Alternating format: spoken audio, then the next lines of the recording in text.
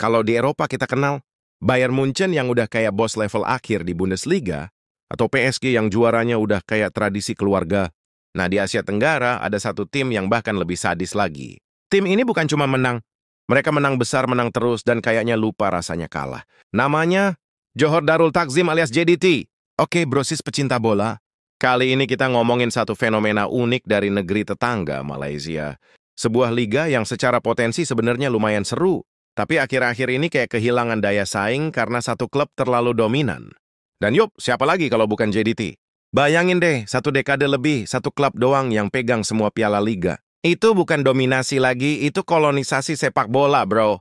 Nah, minggu kemarin publik, Indonesia sempat rame ngomongin hasil pertandingan dari pekan ke-8, Malaysia Super League. Bukan karena kejutan, tapi karena ada nama familiar yang terlibat di situ, Ramadan Sananta, striker timnas Indonesia yang sekarang main di klub DPMM FC. DPMM ini klub asal Brunei yang ikut kompetisi di Malaysia Super League, dan di match itu mereka tandang ke markas JDT. Banyak fans berharap Sananta bisa kasih perlawanan. Tapi yang terjadi di lapangan, aduh bro, malah kayak neraka buat DPMM. Pertandingan berlangsung Sabtu malam, dan dari peluit awal, JDT langsung ngelakuin apa yang mereka paling jago, ngancurin lawan dari semua lini. Baru menit ke-9 mereka udah unggul 1-0. Begitu pemain DPMM Syafiq Syarif kena kartu merah, situasi makin parah. Setengah jam pertama aja udah kelihatan JDT bukan main-main. Babak pertama ditutup dengan skor 4-0, dan pemain mereka, si Braxton, udah nyetak hat-trick. Bro, ini baru babak pertama, tapi lawannya udah kayak butuh pelukan motivasi. Masuk babak kedua, JDT nggak ngendur. Mereka malah tambah buas. Total ada 6 gol tambahan. Ya, 6 gol dalam 45 menit. Skor akhir 10-0, 10 gol tanpa balas. Sebuah hasil yang di dunia sepak bola profesional udah jarang banget kita lihat, apalagi di level liga utama. 10-0 bukan skor, itu pengumuman dominasi. Tapi tunggu dulu, jangan kira hasil ini cuma gara-gara DPMM kena kartu merah. Karena faktanya, menang besar kayak gini udah jadi rutinitas JDT. Iya, rutinitas. Buat mereka nyetak 7-8, atau bahkan 10 gol itu udah kayak target mingguan. Kalau klub lain latihan buat menang, JDT kayaknya latihan buat nentuin seberapa besar mereka mau menang. Coba lihat nih 3 laga terakhir JDT di Liga. 21 September, JDT 1-0 Sabah FC. October, PDRM deal 7 JDT. 25 October, JDT 10-0 DPMM. Total 25 gol dalam 3 pertandingan dan clean sheet semua. Nggak kebobolan satu pun. Kiper JDT kayaknya bosan nggak kerja. Bisa sambil ngopi, baca koran, baru tangkap bola menit 85. Sekarang kita lihat posisi mereka di klasemen.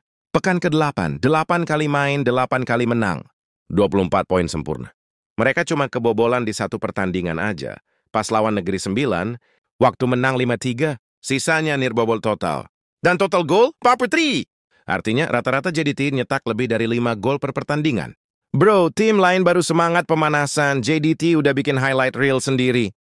Nah, dengan performa segila itu, banyak fans mulai nanya, apakah Malaysia Super League ini udah berubah jadi Liga Petani? Kamu pasti pernah dengar istilah itu kan? Farmers League. Istilah yang sering ditujukan buat Liga 1 di Prancis, gara-gara PSG juara terus-terusan. Dan kalau Liga Prancis disebut Liga Petani, Malaysia Super League ini kayaknya udah versi deluxe-nya. Coba deh lihat sejarahnya. Sejak tahun 2014, JDT selalu jadi juara Liga. Bukan cuma sekali 2 kali, tapi 11 kali berturut-turut. Dari 2014 sampai 2024, mereka nggak pernah gagal angkat trofi. Dan musim ini, 2025-2026, mereka lagi menuju gelar ke-12. Sementara klub lain kayak Kedah, Selangor, Pahang, semua cuma bisa ngelihat dari jauh. Klasemen Malaysia. Super League tuh kayak sinetron yang endingnya udah ketebak dari episode pertama. Bahkan dominasi JDT bukan cuma soal di lapangan, tapi juga di luar lapangan. Fasilitas mereka luar biasa modern. Mereka punya stadion megah, akademi pemain muda yang dikelola profesional, tim pelatih asing dengan pengalaman Eropa, dan tentu aja finansial yang stabil. Uang bukan masalah, karena manajemen. JDT dikelola langsung oleh Tunku Ismail Sultan Ibrahim, TMJ, putra mahkota Johor yang juga visioner banget soal sepak bola. Klub lain mikirin gaji pemain, JDT mikirin gimana bikin training centernya kayak Real Madrid. TMJ bukan cuma nyuntik dana, tapi juga ngebangun culture pemenang di klub. Dia ubah JDT jadi organisasi modern. Ada rencana jangka panjang, ada investasi di infrastruktur, bahkan branding klub pun dibuat sekelas Eropa. Fans mereka loyal banget, merchandise laris, dan setiap laga kandang atmosfernya kayak pertandingan final. Makanya jangan heran, JDT itu bukan cuma klub, mereka udah kayak brand sepak bola Malaysia. Tapi tentu, di balik semua pujian ada juga kritik. Banyak yang bilang, karena JDT terlalu dominan, liga jadi kehilangan kompetisi. Tim lain kesulitan bersaing karena kesenjangan finansial, dan kualitas pemain terlalu jauh. Jadi walaupun kualitas JDT naik, tapi secara keseluruhan, liga malah kehilangan daya tarik. Sepak bola tanpa persaingan itu kayak main PES pakai cheat. Menang sih, tapi nggak seru. Beberapa pihak di Malaysia bahkan udah mulai ngomongin reformasi liga. Misalnya sistem pembagian hak siar yang lebih adil, pembatasan gaji, atau investasi kolektif buat akademi klub-klub kecil. Karena kalau nggak ada langkah konkret, fans bisa bosan. Mereka udah tahu siapa juaranya bahkan sebelum musim dimulai. Kalau setiap musim endingnya sama, ngapain nonton liga? Mending nonton drama Korea. Plotnya lebih susah ditebak. Tapi kita juga harus adil. Dominasi JDT itu hasil kerja keras. Mereka nggak nyampe ke level ini dengan cara instan. Dulu JDT juga klub biasa, tapi mereka dibangun dengan visi, rencana, dan mentalitas juara. Itu sesuatu yang klub-klub lain bisa tiru, bukan cemooh. Jadi jangan benci pemain yang terus menang, tiru aja caranya dia berjuang. Kalau kita bandingin sama liga lain, misalnya PSG di Prancis atau Bayern di Jerman, mereka juga sempat dikritik karena dominan banget. Nah, tapi di sisi lain, justru dominasi mereka memaksa klub lain buat naik level. Bisa jadi kalau JDT terus kayak gini, dalam beberapa tahun ke depan, Malaysia bakal punya tim-tim yang juga ikut naik kualitasnya. Kadang dominasi satu tim itu bikin yang lain iri, tapi iri yang positif bisa jadi bahan bakar buat berkembang. Dan kalau bicara efek regional, JDT juga punya ambisi besar di level Asia. Mereka sering tampil di Liga Champions Asia, dan perlahan mulai berani adu strategi lawan klub-klub Jepang, Korea, bahkan Timur Tengah. Mungkin mereka belum bisa bersaing di level top Asia sepenuhnya, tapi langkah mereka udah jauh dibanding klub-klub Asia Tenggara lain. Bayangin kalau JDT bisa nembus semifinal ACL, itu bakal jadi sejarah buat kawasan ASEAN.